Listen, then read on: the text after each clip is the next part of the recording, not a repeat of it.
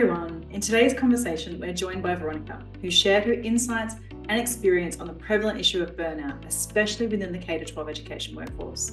We explored the causes of burnout, its impact on education, and practical strategies to manage and mitigate it. If you're a K-12 teacher, you need to hear this.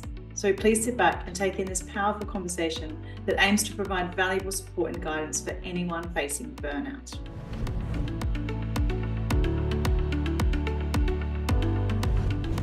Hi everyone, I'm really excited today. I've got a really dear friend of mine, Veronika, here to discuss burnout, which is a really epic topic in the world right now, but it's become even more prevalent with our education workforce, which is what prompted this conversation. But before I dive into why we're here today, I want Veronika just to give her intro. She'll do it better than I will. So Veronika, tell me about your journey and where you are now and why you talk about burnout. Yeah, thanks, Bianca, and thanks for having me here. I was inspired by my own journey of burning out, obviously. Yeah. Just like many of us, this is a dear topic to me because I know how challenging workplaces can get.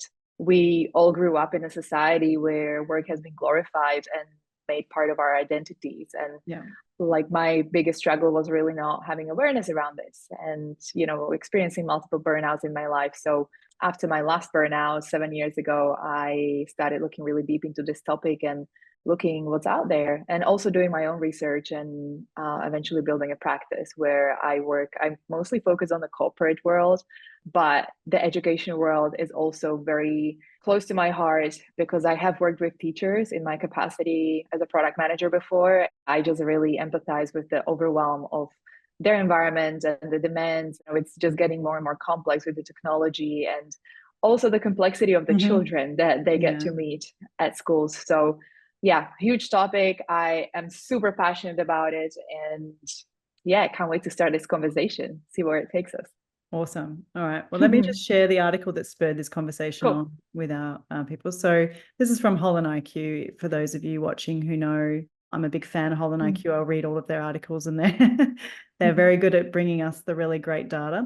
So this was the headline of one of their articles this week. So 44% of K-12 workers burn out. US leads LNG exports, which is not important to this conversation. But let's talk about this first bit about the workforce. And what I think was most, shocking in a way was to see this graph and to see the professions. So I sent it over to Veronika and we both had some things to say about it. So Veronika, what stands out for you when you see this kind of statistic? I mean, this is a lot. 44% is almost half of the US, What stands out to you when you look at this?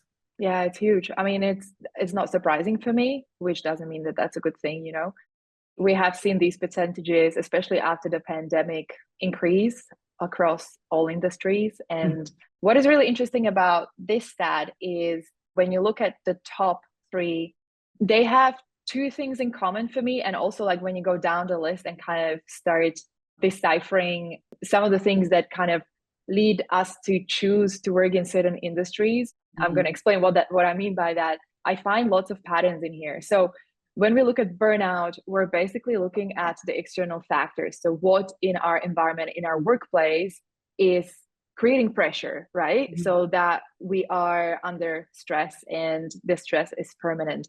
And some of the really big things are lack of control, like this kind of element of having to follow the rules and a structure that is very regulated. And when you look at the world of education or the world of healthcare, for example, this is very common in these areas. Also, when we look at burnout actually among students, it's the same thing. You're basically going in and plugging yourself into it's a robust structure.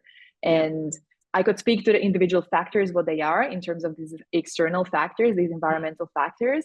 But to me, this idea that you simply have no choice over how you're going to work, when you're going to work, where you're going to work, especially today when we are starting to realize that like, hey, I don't want to be spending this much time in this office, in this environment. I prefer to spend it somewhere else where I can be more productive and actually shield my energy more. That becomes a problem. And then the second factor, which is internal, that's really interesting to me. And I've seen this across the board with every single client I've been working with. There is a very high rate of people pleasers, people who are prioritizing others, people who are finding it harder to set boundaries, and people who are very open energetically and take on other people's emotions, are empathetic, you know, amongst educators, amongst healthcare providers. And this is such a big factor. This is basically why people are burning out, because when you pair up these demands and these pressures and these stresses, and us feeling like, oh, we have to be here for everyone else and prioritize everyone else but ourselves, it becomes really hard to actually sustain your well-being and to maintain the control over your energy. Absolutely. I mean, that's such a great connection. You know, we can talk about burnout generally, but talking about the types of people who make their way into those professions is also, you know, obviously just as important, right? And I think that is probably one of the things that I hear the most from teachers is, you know, there's a lot of productivity hacks and there's a lot of advice about how to start your day well and what to do when you're feeling stressed. And here's how you bring your cortisol levels down, and, you know, be careful of your dopamine and blah, blah, blah, blah, blah. So we can get quite bombarded with all these things. But a lot of those tips are geared toward people who actually have more flexible days. Like a teacher doesn't have a flexible day. They are governed by a bell. They're governed by an institution. They're governed by the students. They've got a lot of people in their space all the time. And when you talk about energetics, you know, there's a lot of energy being thrown at a teacher on a daily basis. And there's not a lot of room for, I guess, the traditional self-care practices that say you and I can do, because we work for ourselves from home mostly. And, you know, we kind of can create our own days. Those things don't apply. So what would you say to teachers in that situation about this? There is a lack of control that you have inside the environment you're working, but what can you do to try and mitigate that control that's upon you? Check out Bianca's video on time management, where she outlines some real strategies that teachers can use and what she wished she knew when in the classroom. Yeah, that's the $1 million question. And I'm not sure you're going to like my answer. We want all the answers today, Veronika. We need to change the world. Okay, let's change the world. Step one.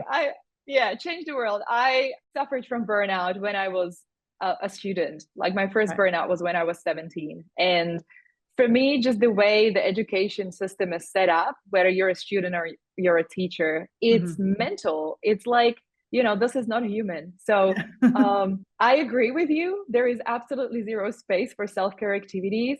But I also believe that what is important to us, we can make work, we can make space for. And the main challenge I'm seeing with people is, and this is with educators, but also people in the corporate world, you know, our minds are set to this belief that everything else is important and everything else, you know, beyond ourselves is urgent and it's our responsibility and I have to do this. So we're really just kind of like stuck in this belief that we've been taught, and we feel bad if we say no to someone. We feel guilty.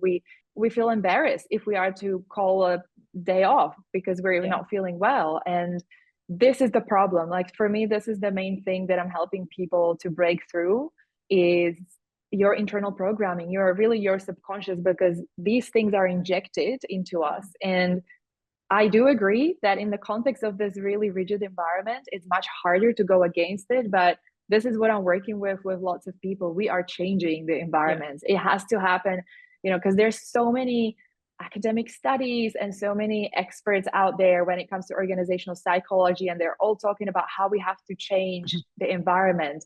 But we change it by pushing back. We change it by saying no to things that don't really work for us. So what I would say is, like, if you just want to do one thing, start really challenging the beliefs and start working on these beliefs. We use beautiful psychoanalytical tool within our practice that really helps us to pretty much go back to the memory where you were implanted this belief. And it very much, you know, happens for most people in early ages when they're children, where they are made responsible for someone else's happiness, and they are made to settle the chaos around them. And that's the moment when you start abandoning yourself. So we have to rewire that. And once you get to the point of feeling like, okay, I have spaciousness for myself, then I'll send you some meditation exercises, because then you're actually going to be able to do them. Otherwise, you know, like there is absolutely no point having these apps and trying to do things, because your belief system is not letting you to do that. So yeah, we have to heal one by one and change the world together. It's so refreshing to hear the answer not be, here, I'll send you a meditation, because people get quite scared off by meditation and things like that, because they also think it's a bit of a band-aid. And I think that over the years I've learned from you that you're really good at getting to the core problem. And I think as you were speaking just then, a couple of things came up from my early career as a teacher. And I remember once coming in, we used to have a notebook in the staff room that was for all announcements. So you'd come in the morning and read the notebook just in case there was something for you. And I remember one day coming in and the notebook had in big capital letters from the principal, no more time off, we've got no more relief teacher money left. Wow. Right? It was basically, don't take any sick days, we can't afford to replace you. So if you take a sick day, your class gets split. So in a primary school, that's if you can't find a relief teacher, or if it's too late, you call in sick, or there's no budget, your poor 28 kids get split across whoever's teachers. And then basically you're being told that you being sick is affecting everyone else in the staff. Yeah. Right? That's terrible. And I remember reading that and my heart sank. Like I went, okay, so I'm supposed to come sick now. So, and we were only halfway through term, you know, we had 5 weeks to go, and we were being told that any sick days would mean your class is split. And so it's things like that, that the system, that's the system's responsibility, right? Yeah. It's where the system is out of your control. And all I guess you can do is just look after yourself. And so in that situation, I guess you keep calling sick, right? But I've seen it time and time again where people will take that on board and go, oh my God, I can't. Right. And I think what you just now, the head is the belief is, no, you can. And not everything else, you're the priority as well. You know, you're the number one priority, actually. Yeah. I mean, you know, your example is bringing up a very important topic, which always comes up, you know, when we talk with people, and that is the fear of not having money, the fear of losing a job. And that's primarily the reason why people don't say no. Like, yes, one kind of aspect of us holding on to our jobs even when they're bad for us is because there is a certain degree of like us wanting to prove ourselves and make it work, and you know, kind of like the challenge. But then when we get to that point when we realize that like, whoa, this is really not good for me and I hate this, and we get to those later stages of actually burning out, we get cynical, people usually have this fear, like, what if I don't find something better? It's the same with relationships, right? You're holding on to something, you know, it's not good for you, but then you're like, oh, but you start negotiating.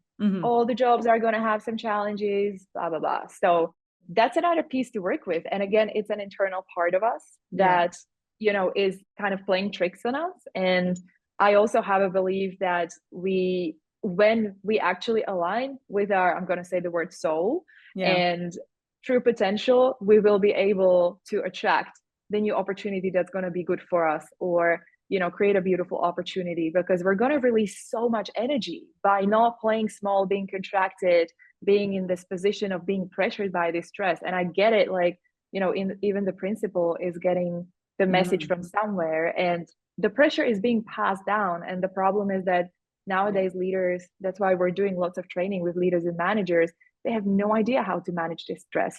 So it's just kind of trickling down to the employees, and it's like a pressure cooker. So yeah, that's the thing, like really have this like point of, I guess, evaluation and being able to get out of that denial and get really real with yourself and be like, hey, am I being driven by fear of losing this job? Or is this really, is there something here for me still? Yeah. And then why am I feeding this doubt when it comes to myself rather than belief? And kind of like building on that, you know? And that's the first step. If I work with somebody around their careers, when I do career counseling, is the first step is to say, well, what is it that you actually truly want? And then what is the fear that's blocking you? And I think that is part of the conversation. It's like, you know, how do you start to craft? And I've been playing around with the term educational career sovereignty, because one of the things that, you know, I've really wanted to do with this channel is to empower teachers to see how they can change their world. And that there are things they can't change, and there are things they can, and what's in your locus of control. And we know that a way to even just get some inner peace is to realize what you can and can't change, and then only work on things that you can. But that is also very tricky in a system in which we've described, which has, like you said, layer upon layer upon layer of stresses that are passed down the line. there's a huge piece for teachers, and unfortunately, to not be part of that statistic, to be not part of that 44%, it does require a lot of inner work. Would you agree? Check out Bianca's career coaching offerings here. Yeah, absolutely. And with that also is looking beyond the system, because I get it. Like, I'm sure a lot of people are going to be watching this and they'll be like, oh, it's easy for you to say, like you're doing this whatever job and you're not in my shoes, you're not in my environment, and it's a small town or whatever. But, both you and I know what it's like to get completely out of your industry, to completely change the trajectory of your career. And I think this is the beautiful thing that you're doing here, to really give people courage and show them that there are alternatives. We just really need to get out of that fear mode that this is the only thing we have, because it's the known, it's familiar, it's the immediate kind of environment around us. That's the scary thing about it. And that's what I think, if we don't get out of that, we're going to be perpetuating burnout. Because for me, I come from a post-communist country, and I actually moved my home 5 times in my life, so I've gone through massive transitions and changes in my career. And I'm self-made too. Like, I didn't have anyone to finance my studies or my businesses or anything like that. But the thing for me has been really apparent in terms of the country I grew up in, was how much people were made to believe that the system is there for you and is going to take care of you in every single way. And so everyone was depending on the system so much that we then have no choice but to victimize ourselves every single time something goes wrong, and to expect the system to save us, but it's not doing that. So, like, that's what's also not really healthy when it comes to these conversations about organizations and how we need to solve burnout by making changes on the organizational level. That's never going to happen, because people don't care about that. We need to start with ourselves, and that is by saying no. That is by saying the boundaries, which is like the most ultimate skill. And I mean, that's couldn't have said it better. There is for someone who left the system because I realized I was never going to make a single change to it, and I didn't want to be part of it, to be working on the outside of it and to see all the things that we know to be true, and all the reports have been written, and all the research articles and all the conversations, but to see actually no meaningful change, and to see that statistic rise. I mean, I was shocked at 44% in schools. I knew burnout was rife in everything. I didn't see that coming, that nearly half of the US population are feeling it. And that's, again, that's a US statistic, but I'd assume that's not too far off from any of the other Western countries that are running a similar kind of school model and this institution. Yeah, absolutely. Yeah, so there's just so much going on right now. Sometimes, myself, like, I need to take offline days, and I'm like, how the hell did we get here? Like, the world is so complex. It's so overwhelming. And I sometimes feel like technology didn't make things easier. It made them harder. I know. And AI is making us more stressed, but I'm hoping that once it settles, we do get some kind of ease from it, because everything else did not make our lives easier. I think the internet's been broken, ruined at the moment. It feels everything is harder now on the internet, and the internet was supposed to be easy. But that's a whole other topic. So I think this is where we're going to wrap up. So Veronika, just before we finish our conversation, I always like to end on just a bit of advice, just a bit of wisdom for the teachers listening. One piece of advice that they can take and do something with right now after they've watched this video. I would probably... I prefer asking questions than giving advice, so I'm going to go with that. Okay. Throw them back a question then. Give them a reflection question.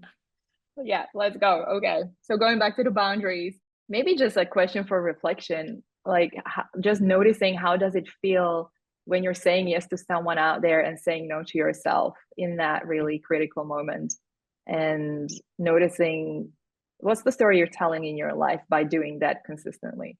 Wow, so that would that's be a nice one. It's a very powerful question. Thank you so much, Veronika.